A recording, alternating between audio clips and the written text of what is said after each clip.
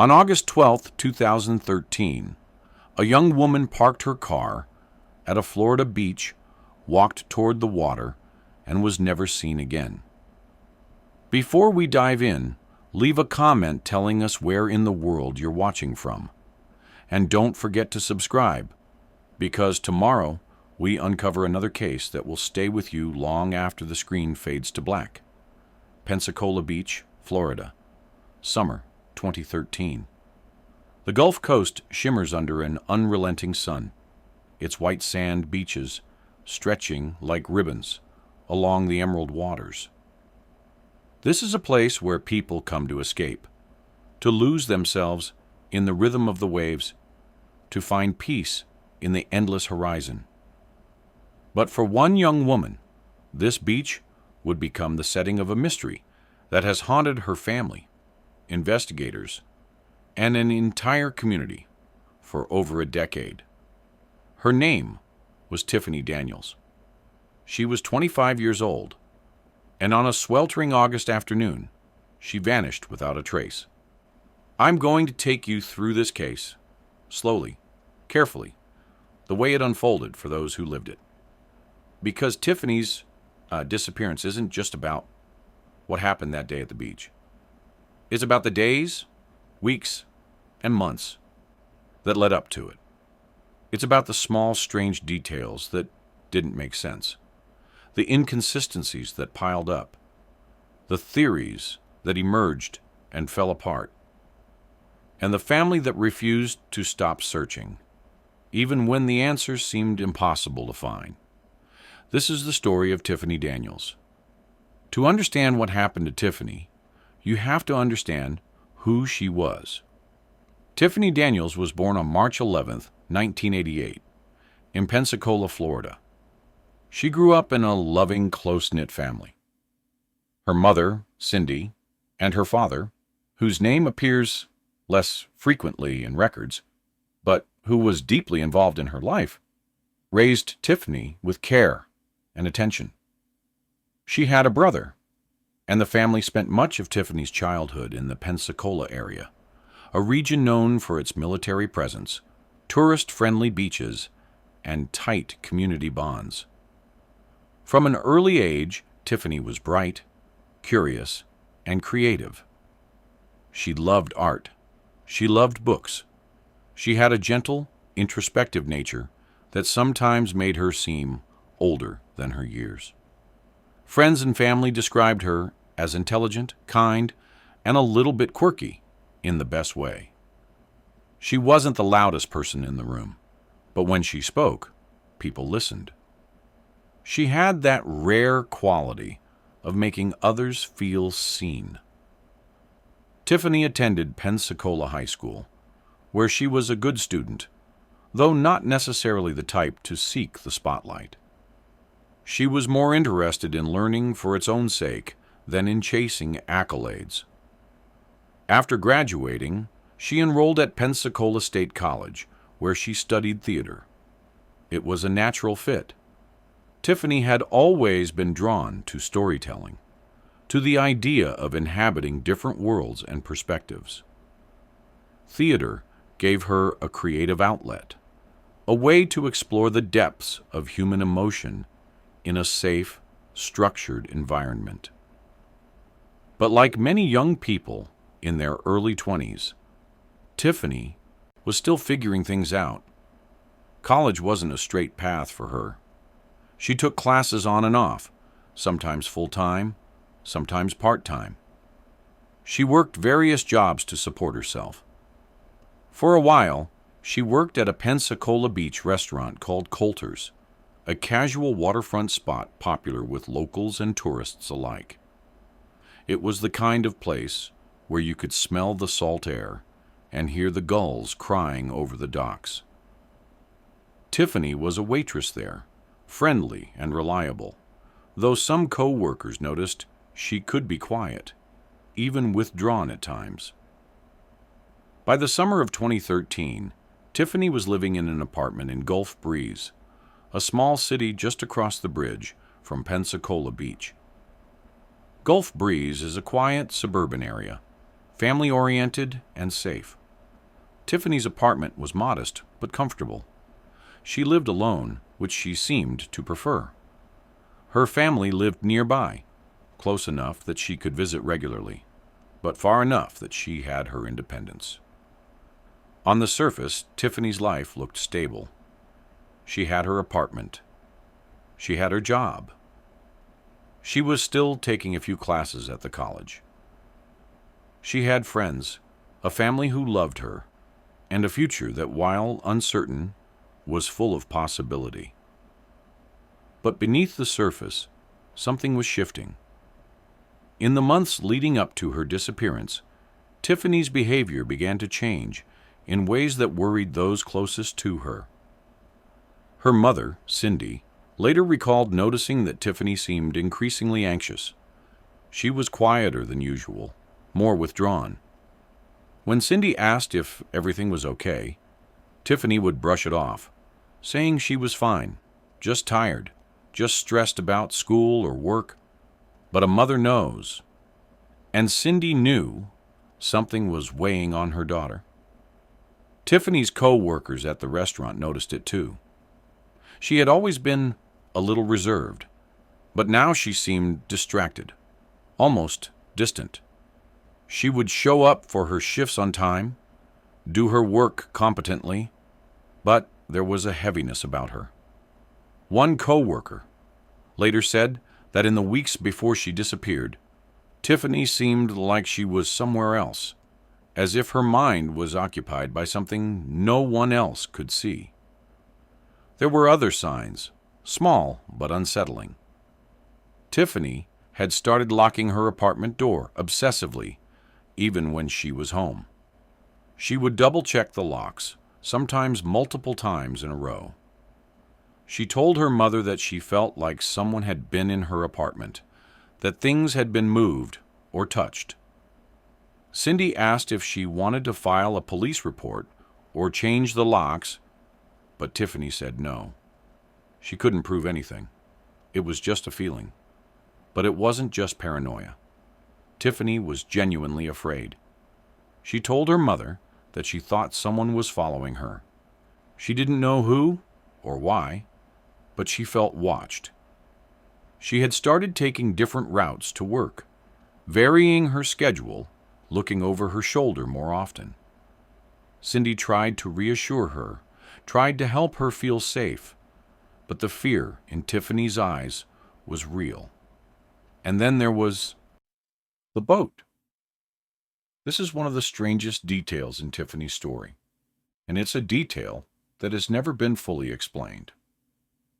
At some point in the weeks before her disappearance, Tiffany told her family and friends that she had been offered a job working on a boat. The details were vague. She didn't say what kind of boat, or what the job entailed, or who had offered it to her. Some accounts suggest it was a yacht, possibly owned by someone wealthy, and that the job involved working as a deckhand, or in some hospitality capacity. Others suggest it might have been a fishing or tour boat. What's clear is that Tiffany was seriously considering it. She talked about it with her mother, with co-workers, with friends. She seemed excited about the possibility, but also uncertain. It was a big decision. Taking a job on a boat would mean leaving her apartment, her routine, her life in Pensacola, at least temporarily. But it also represented something else: escape, a chance to start fresh, to get away from whatever was making her feel trapped and afraid. Cindy didn't like the idea. She asked Tiffany for more details: who was offering the job, what the terms were, where the boat would be going. But Tiffany was evasive. She said she was still figuring it out. She promised she would let her mother know before making any final decisions, but she never did. August 12th, 2013, a Monday. It was a hot, humid day in Pensacola, the kind of day where the air feels thick and the sun beats down relentlessly. Tiffany had the day off from work. According to what investigators later pieced together, she spent the morning at her apartment in Gulf Breeze. She may have done laundry, tidied up, gone about the ordinary routines of a day off. At some point that afternoon, Tiffany got into her car, a 2005 maroon Toyota 4Runner, and drove to Pensacola Beach. The drive from Gulf Breeze to the beach is short, just a few miles across the bridge. It's a route Tiffany had driven countless times. She knew the area well.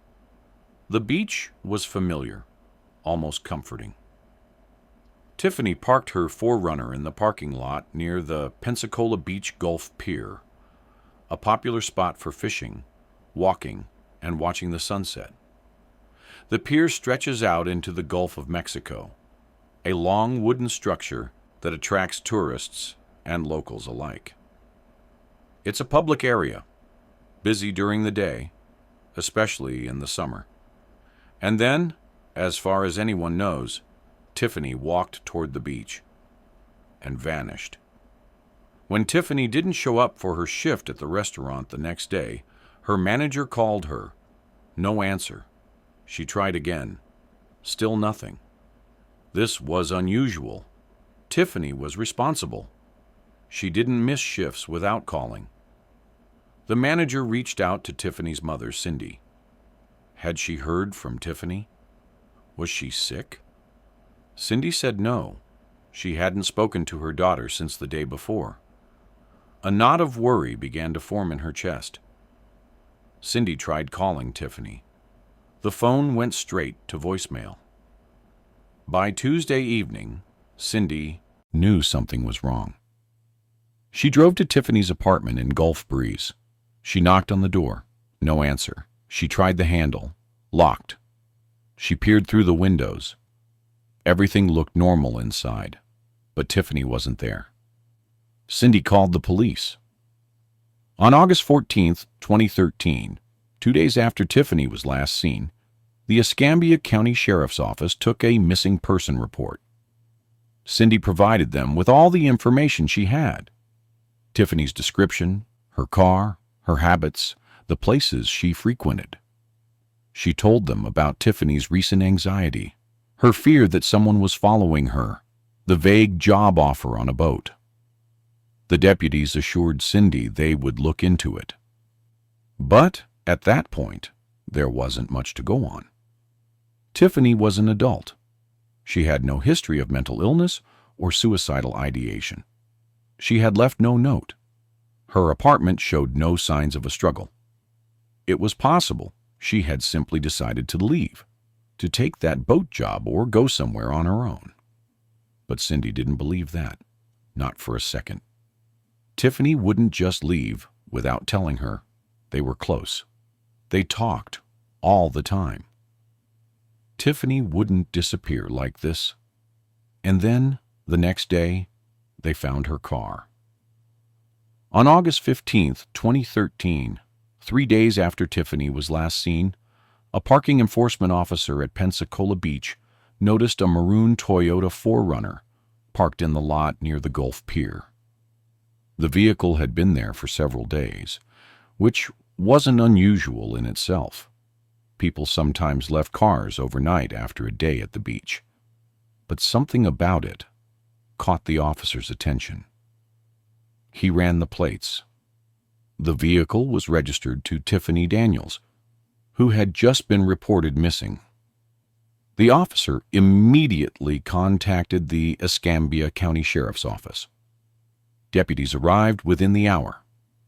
The 4Runner was parked legally, in a standard spot in the public lot. The doors were locked. There were no signs of damage, no broken windows, no obvious evidence of foul play. The vehicle looked perfectly normal, as if Tiffany had simply parked it and walked away. But when deputies looked inside, they found something strange. Tiffany's personal belongings were still in the car. Her purse was there, with her wallet, her ID, her credit cards, and some cash. Her cell phone was there, turned off. Her keys were missing, but everything else, Everything a person would need to function in the modern world was left behind. This was alarming. If Tiffany had left voluntarily, why would she leave her purse, her phone, her money? How would she survive without them? Deputies opened the vehicle and began processing it as evidence. They found a few other items, some clothing, a beach towel, a pair of sandals. Nothing that suggested a struggle, nothing that pointed to violence, but also nothing that explained where Tiffany had gone. The discovery of the car shifted the investigation into high gear. This was no longer just a missing person case. This was something more serious. Within hours of finding the car, the Escambia County Sheriff's Office launched a full-scale search operation.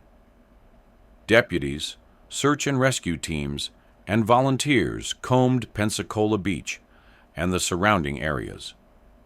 They searched the beach itself, walking the shoreline for miles in both directions. They searched the dunes, the parking lots, the nearby businesses. They brought in K-9 units trained to detect human scent. The dogs picked up Tiffany's scent near the pier and followed it toward the water. But the trail ended at the shoreline. It simply stopped, as if Tiffany had walked into the Gulf of Mexico and never come back. The U.S. Coast Guard was called in to assist. Boats and helicopters scoured the waters off Pensacola Beach, searching for any sign of Tiffany, a body, clothing, anything. The Gulf can be unforgiving. Rip currents are common, and drownings, while tragic, are not unheard of. But extensive searches of the water turned up nothing. Divers checked the area around the pier. Nothing. Aerial searches covered miles of coastline. Nothing. It was as if Tiffany Daniels had simply dissolved into the air. As the search continued, investigators began interviewing everyone who knew Tiffany: family, friends, co-workers, acquaintances. They were looking for anything that might explain where she had gone or what had happened to her. Cindy told them everything she knew.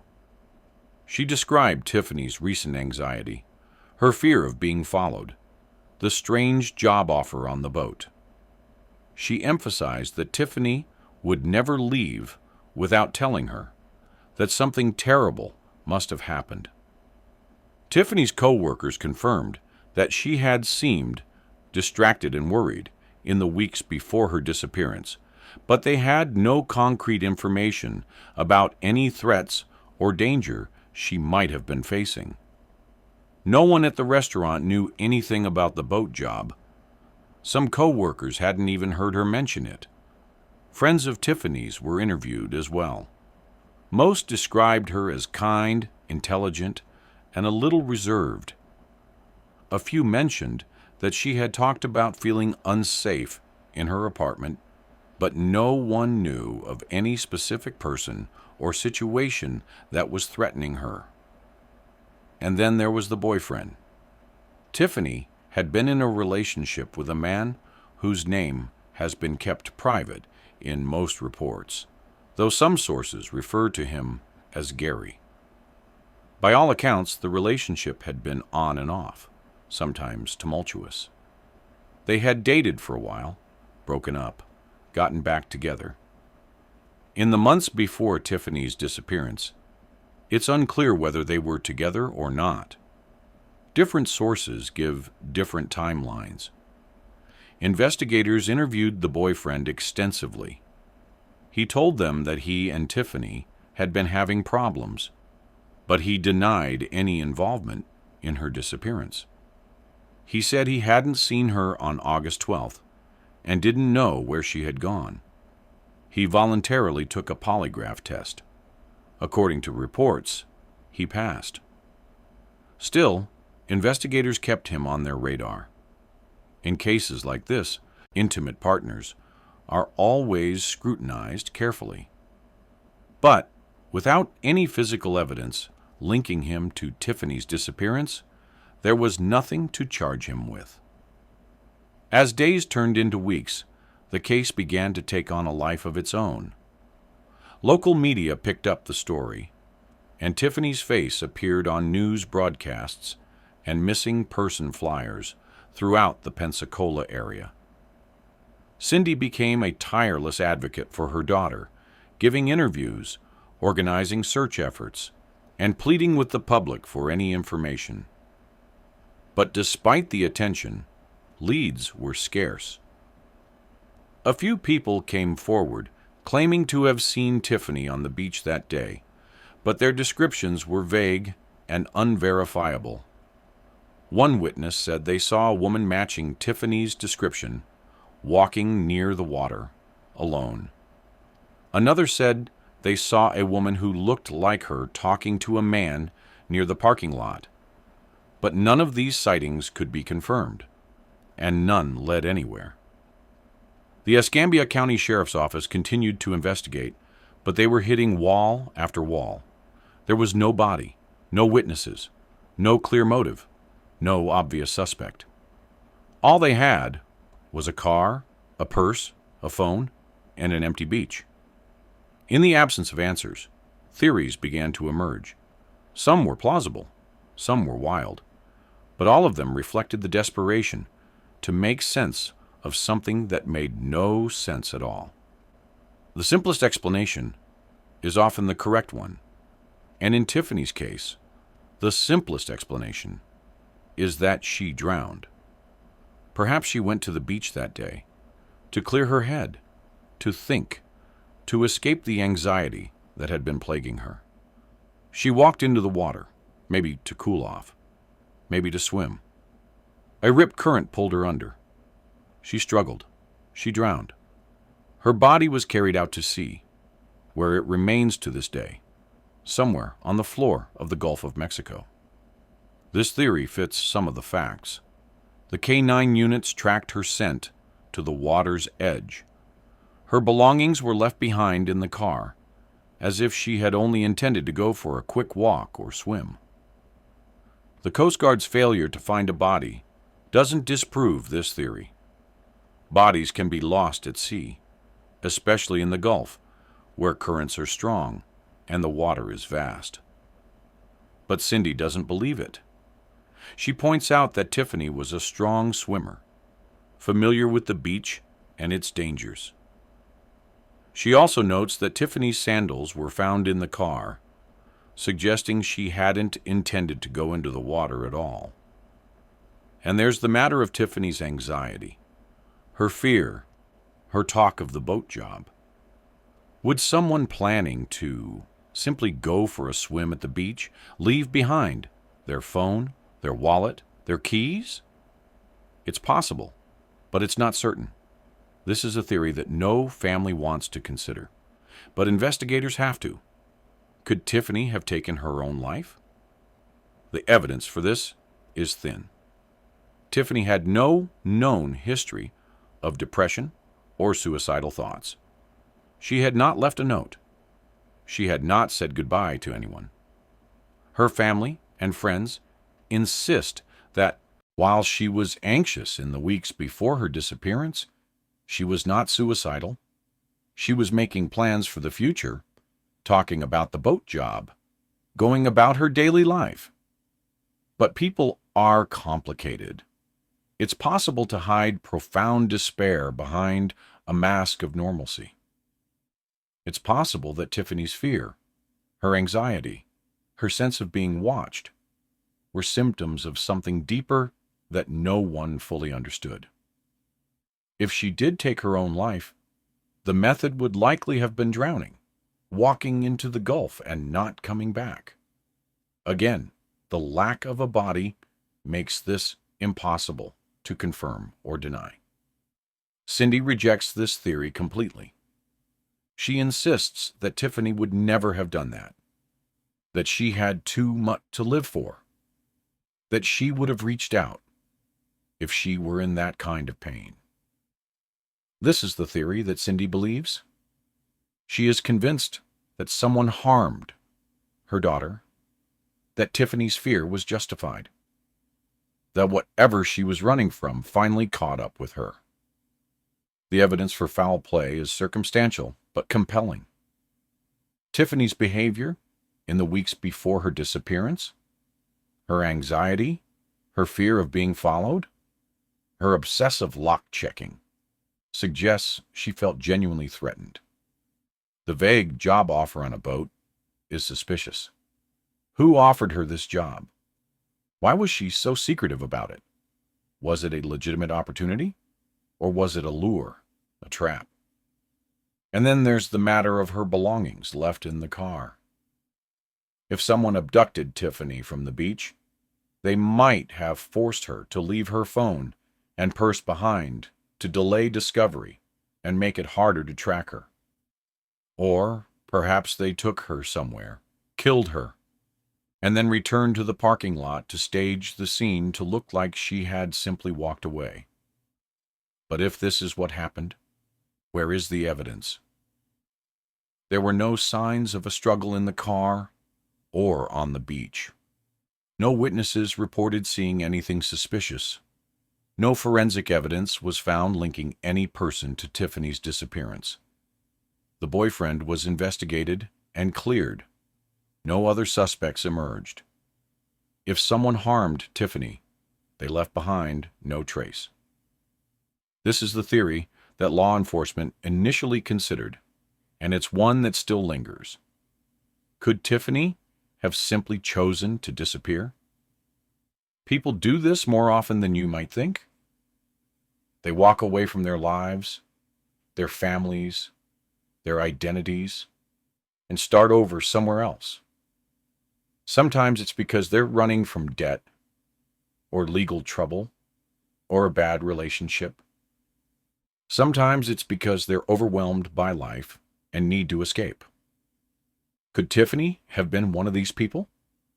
Could she have left her car at the beach as a decoy, walked off with just her keys, and started a new life somewhere? The problem with this theory is motive. Tiffany wasn't in debt. She wasn't in legal trouble. She had no reason to run. And even if she wanted to start over, why leave behind her phone, her money, her identification? How would she survive? Some have speculated that the boat job was real, and that Tiffany took it and left on the boat that day, leaving her old life behind. But if that's true, why hasn't she surfaced in the decades since? Why hasn't anyone who knew her on the boat come forward? And why would she do this to her mother, who she was so close to? Cindy is adamant. Tiffany did not leave voluntarily. She would never put her family through this kind of pain. As the months passed, the investigation slowed. Without new leads, without evidence, there was only so much law enforcement could do. The case remained open, but it was no longer active. Tiffany's file sat in a drawer, waiting for something, anything to break. Cindy refused to give up. She hired private investigators. She organized search parties. She kept Tiffany's story alive on social media, posting regularly about her daughter, sharing updates, pleading for information. She appeared on true crime podcasts and local news programs, always with the same message. Someone knows something. Someone saw something. Please, come forward. In 2014, a year after Tiffany's disappearance, Cindy held a vigil on Pensacola Beach. Friends, family, and community members gathered to remember Tiffany, to light candles, to pray. Cindy stood on the sand where her daughter was last seen and spoke about hope, about faith, about refusing to give up. But privately, as the years went on, the hope grew thinner. Tiffany's 26th birthday came and went, then her 27th, then her 30th. Each year without answers was another year of torment for Cindy and the rest of Tiffany's family. In 2020, 7 years after Tiffany's disappearance, there was a small development. The Escambia County Sheriff's Office announced that they were reviewing the case with fresh eyes, using new technology and techniques that hadn't been available in 2013. They didn't say what specifically they were looking at, but they assured the public that Tiffany's case had not been forgotten. Nothing came of it, or if it did, nothing was announced publicly. In 2023, a decade after Tiffany vanished, Cindy gave an interview to a local news station. She looked older, worn down by grief and frustration. But her resolve was unbroken. "I will never stop looking for my daughter," she said. "I will never stop asking questions. Someone out there knows what happened, and I need them to tell me." As I write this, Tiffany Daniels has been missing for over 11 years. She would be 36 years old now. Her case remains unsolved. There are moments, if you dig deep enough into the details, where you can almost see the shape of an answer. The boat job, the fear, the anxiety, the belongings left behind. But every time you think you're close to understanding, the details shift and blur, and the answer slips away again. What happened to Tiffany Daniels? Did she drown, her body lost to the vastness of the gulf? Did she take her own life in a moment of despair that no one saw coming? Was she taken by someone, murdered and hidden, where she'll never be found? Or did she walk away from her life, disappearing into a new identity, somewhere far from Pensacola Beach? We don't know. And that not knowing is a weight that Tiffany's family carries every single day. There's a photograph of Tiffany that her mother shared in one of her social media posts. It shows Tiffany smiling, her eyes bright, her hair pulled back. She looks happy. She looks like she has her whole life ahead of her. That photograph was taken not long before she disappeared. When you look at it, you can't help but wonder what she was thinking in that moment. Did she know, somehow, that her time was running out? Or was she blissfully unaware?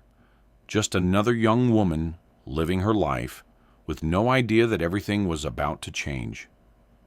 Tiffany's story is a reminder of how fragile we all are, how quickly a life can be interrupted, how a single day can become a dividing line between before and after.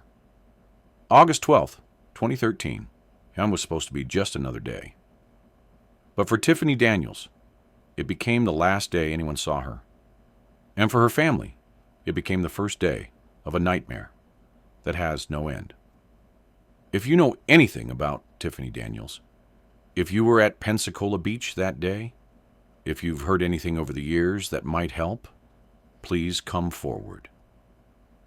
The Escambia County Sheriff's Office is still accepting tips. Cindy is still waiting. Tiffany deserves answers, and so does her family. To truly understand the depth of this mystery, we need to go back further than August 12th. We need to examine the weeks and months before Tiffany vanished, because it's in those weeks that the clues, if they are clues, begin to appear. It was sometime in late June or early July 2013 that Tiffany first mentioned to her mother that she felt uncomfortable in her apartment. She called Cindy one evening and said almost casually that she thought someone might have been inside while she was at work. "What do you mean?" Cindy asked, alarmed. Tiffany explained that small things seemed out of place. A drawer she was certain she'd closed was open. Items on her dresser had been moved. The bathroom door, which she always left ajar, was shut. These were tiny details, the kind that could easily be chalked up to forgetfulness or imagination. But Tiffany was insistent. She knew how she left things, and this wasn't right. Cindy suggested changing the locks, filing a police report, maybe even installing a security camera. But Tiffany hesitated. She didn't have proof. What would she tell the police? That her drawer was open? They'd think she was paranoid, but the feeling didn't go away. If anything, it got worse. Over the next few weeks, Tiffany became increasingly vigilant. She started checking the locks on her doors and windows multiple times before bed. She would walk through her apartment when she got home from work, looking in closets, behind doors, making sure she was alone. She told a friend that she sometimes felt like someone was watching her through the windows, even though her apartment was on the second floor. Her friend suggested it might be stress. Tiffany had a lot on her plate: work, school, the usual anxieties of being a young adult trying to make it on your own. Maybe her mind was playing tricks on her. But Tiffany didn't think so. She trusted her instincts, and her instincts were screaming that something was wrong. Then there was the incident at the grocery store. It was a Saturday afternoon in mid-July. Tiffany was shopping at a Publix near her apartment, filling a cart with the basics: milk, bread, vegetables. She was in the produce section when she noticed a man watching her. He was standing by the bananas, not shopping, just staring. Tiffany felt a chill run through her. She turned away, moving to a different aisle. But when she glanced back, the man had followed. He was still watching, keeping his distance, but clearly focused on her. She abandoned her cart and walked quickly toward the exit. The man didn't follow her out of the store, or if he did, she didn't see him. But the experience rattled her. She called her mother from the parking lot, her voice shaking. "I think someone's following me," she said. Cindy asked if she'd gotten a good look at the man, if she could describe him to the police. But Tiffany said it had all happened so fast, and she wasn't even sure if it meant anything. Maybe he was just a creep. Maybe she was overreacting. But Cindy didn't think she was overreacting. She urged Tiffany to be careful, to stay aware of her surroundings, to call the police if anything like that happened again. Tiffany promised she would. But she never did call the police. Because the next strange thing that happened was the boat. The first time Tiffany mentioned the boat job was in late July, about 2 weeks before she disappeared. She brought it up to her mother over dinner, casually, as if it were no big deal. "I might have an opportunity to work on a boat," she said, spearing a piece of lettuce with her fork. Cindy looked up, surprised. "A boat? What kind of boat?" "I don't know yet. A yacht, I think. Someone offered me a job. It would be good money." "Who offered you the job?" Tiffany hesitated. "Just someone I know. I'm still figuring out the details." This vagueness was unlike Tiffany. She was usually forthcoming with her mother, sharing the details of her life, asking for advice. But now she was evasive, almost secretive. Cindy pressed her. "Tiffany, you need to tell me more. Who is this person? How did you meet them? What exactly would you be doing?" Tiffany shrugged. "I'm not sure yet. It's not definite. I just wanted to let you know it's a possibility." Over the next week, Tiffany mentioned the boat a few more times, but always in the same vague terms. She seemed excited about it one moment, uncertain the next. She told a coworker that the job would involve traveling, that she'd be gone for a while, maybe a few months. She told another friend that it was a chance to make some real money, to save up, to figure out what she wanted to do with her life. But she never provided specifics. And the more people asked, the more evasive she became. Cindy grew increasingly uncomfortable with the whole thing. She didn't like the idea of Tiffany going off on a boat with people she barely knew, to destinations unknown, without any clear plan or timeline. It felt dangerous. It felt wrong. But Tiffany was 25 years old. She was an adult.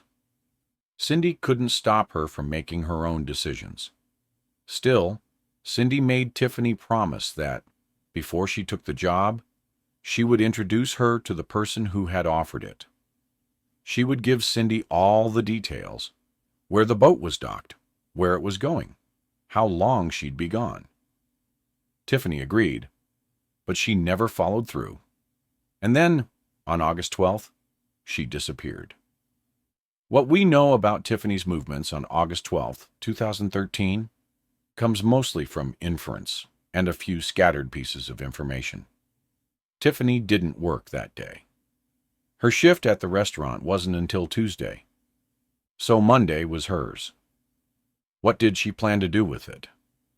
According to what investigators later pieced together, Tiffany may have run some errands in the morning.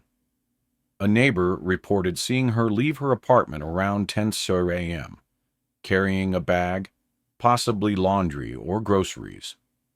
The neighbor waved. Tiffany waved back. It was a normal, unremarkable interaction. At some point that day, we don't know exactly when, Tiffany got into her maroon Toyota 4Runner and drove to Pensacola Beach. The drive from Gulf Breeze to the beach takes about 15 minutes, depending on traffic. It's a straight shot across the bridge, past the neat suburban homes, and the sprawling live oaks draped with Spanish moss.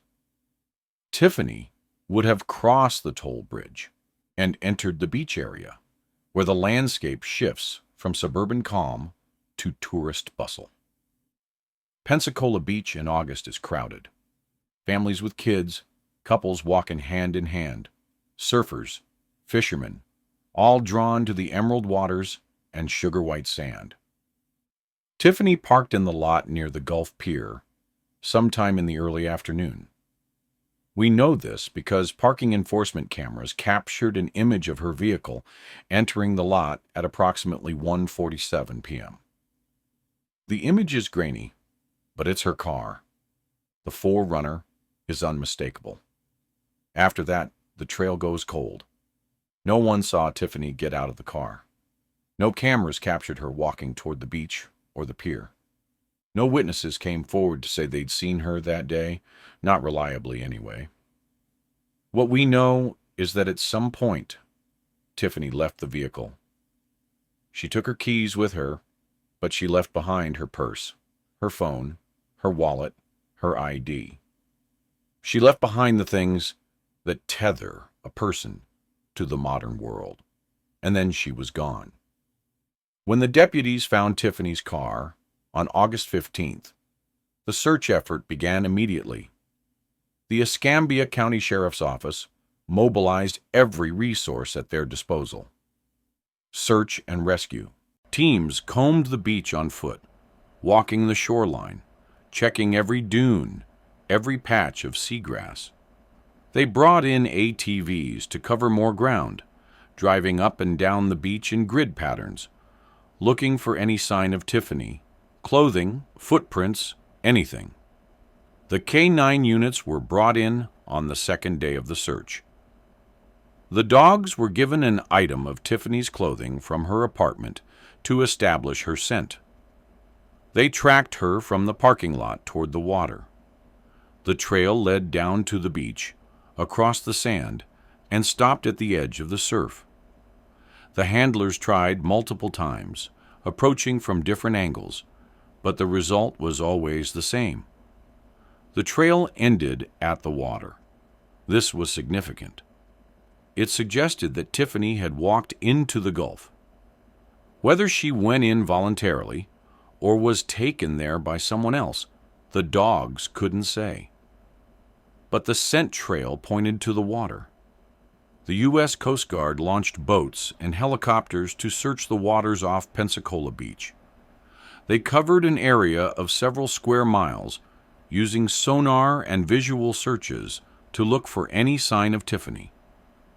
The Gulf of Mexico is vast and deep and currents can carry a body far from shore in a matter of hours. But the Coast Guard is trained for this.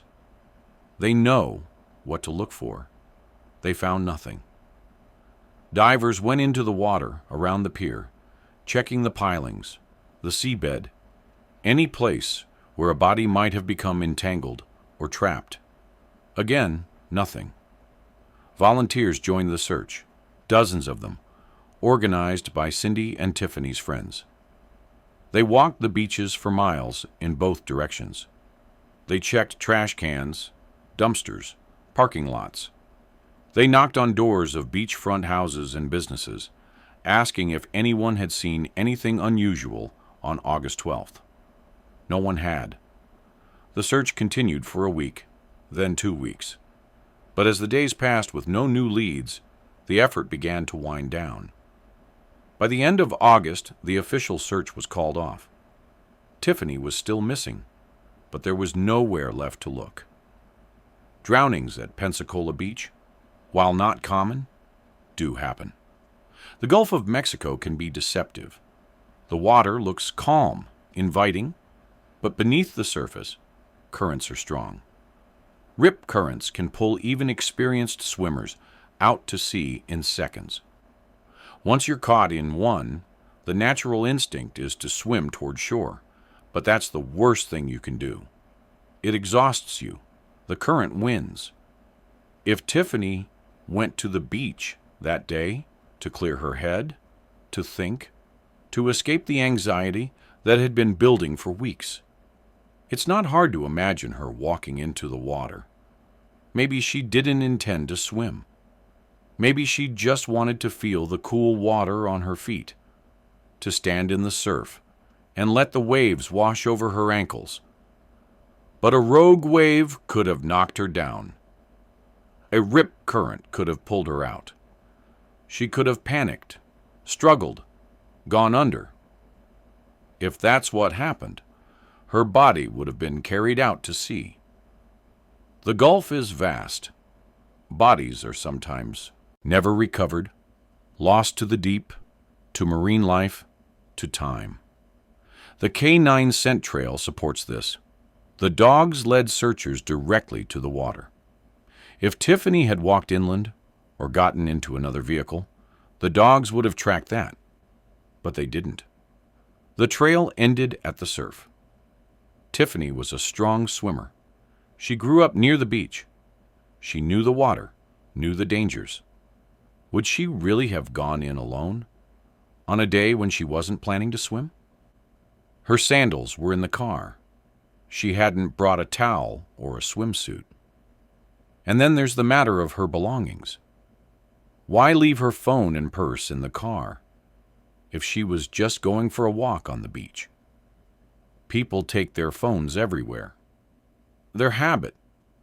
Even if you're just stepping out for a few minutes, you grab your phone. Tiffany didn't. That suggests either that she didn't plan to be gone long, or that she didn't want to be tracked. Tiffany's anxiety in the weeks before her disappearance is undeniable. She felt watched, followed, unsafe. That kind of persistent fear can wear a person down, can lead to feelings of hopelessness. What if Tiffany felt trapped?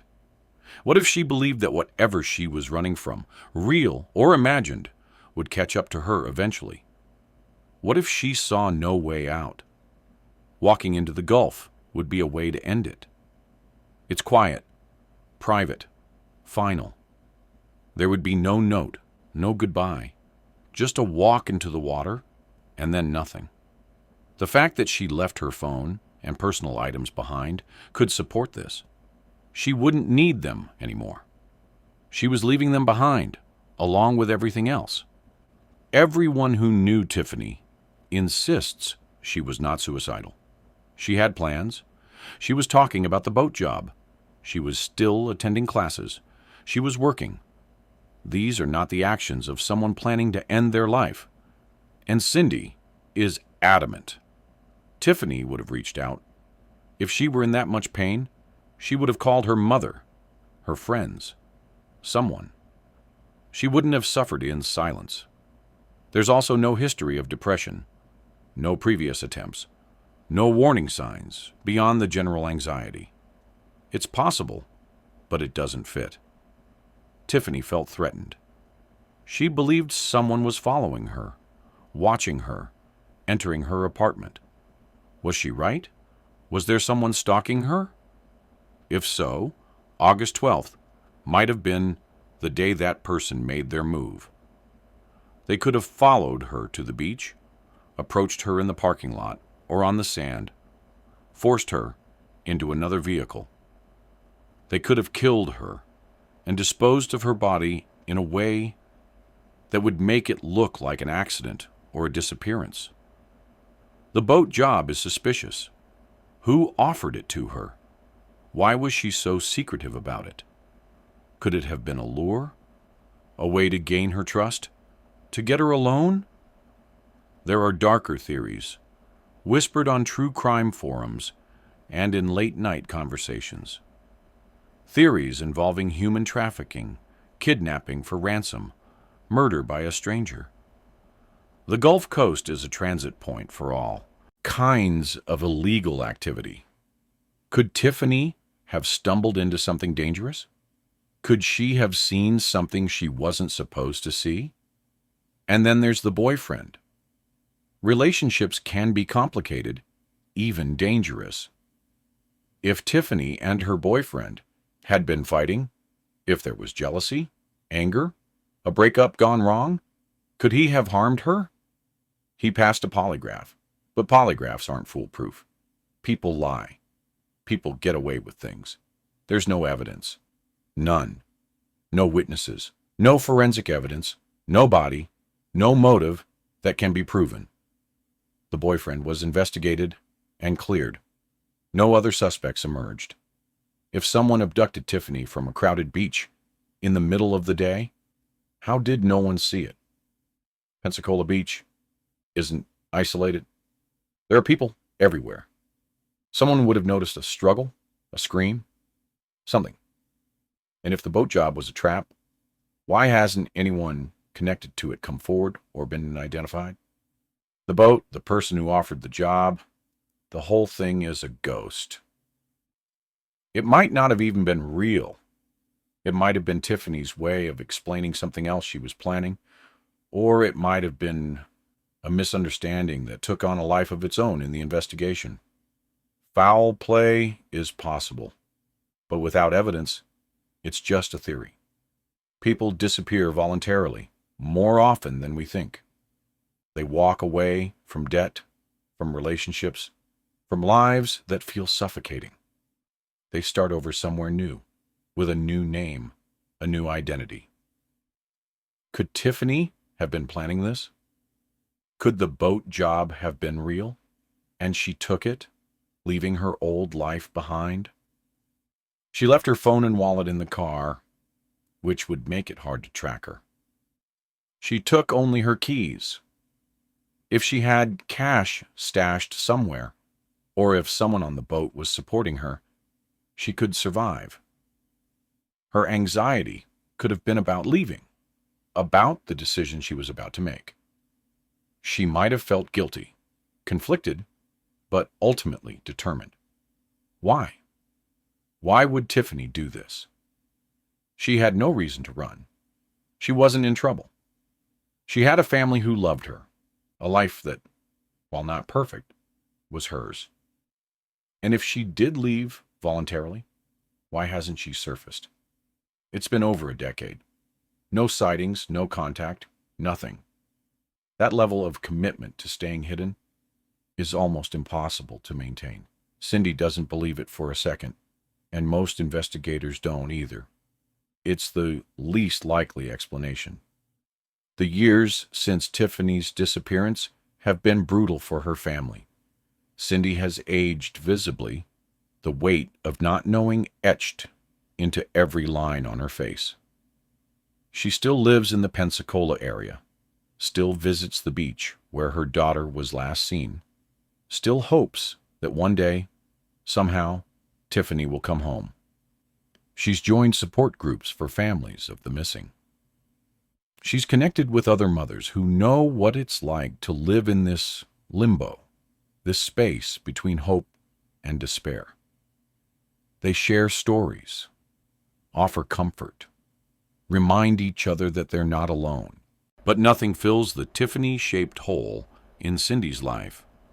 Every birthday, every holiday, every anniversary of the disappearance is a fresh wound. Cindy marks August 12th every year with a post on social media, a vigil on the beach, a renewed plea for information. She refuses to let the world forget her daughter. The case remains open. The Escambia County Sheriff's Office still lists Tiffany as a missing person. Her file is there, waiting. If new evidence emerges, if someone comes forward, if a body is found, the investigation will resume. But for now, there's only silence. There are so many questions that will probably never be answered. Who was the man at the grocery store? Was he really following Tiffany? Or was it a coincidence? Was someone really entering her apartment? Or was her anxiety manifesting as paranoia? What was the boat job? Did it exist? If so, who offered it? And did it have anything to do with her disappearance? Why did she leave her phone and purse in the car? Was it intentional? Or did she simply forget them? Where did she go after parking at the beach? Did she walk into the water? Did she meet someone? Did she get into another vehicle? And the biggest question of all, where is Tiffany Daniels? There's something haunting about cases like this, not because they're particularly violent or sensational, but because they're so ordinary. Tiffany was a regular person living a regular life. She went to work. She went to school. She worried about money and relationships in the future. And then one day, she was gone. It's the kind of thing that makes you realize how fragile everything is, how quickly the mundane can become the mysterious, how a single decision to drive to the beach, to park in that lot, to walk toward the water, can become the defining moment of a life. Tiffany's story doesn't have an ending. Not yet. Maybe not ever. But it has a middle. And that middle is filled with people who loved her, who searched for her, who refused to give up. Her mother, her family, her friends, they've kept her alive in the only way they can, by telling her story, by keeping her name in the world, by insisting that she matters. Because she does. Tiffany Daniels matters. And wherever she is, whatever happened to her, she deserves to be found. If you have any information about the disappearance of Tiffany Daniels, please contact the Escambia County Sheriff's Office at 850-436-9620. All tips can remain anonymous. Thank you for watching. Please like, subscribe, and share this video to keep Tiffany's story alive.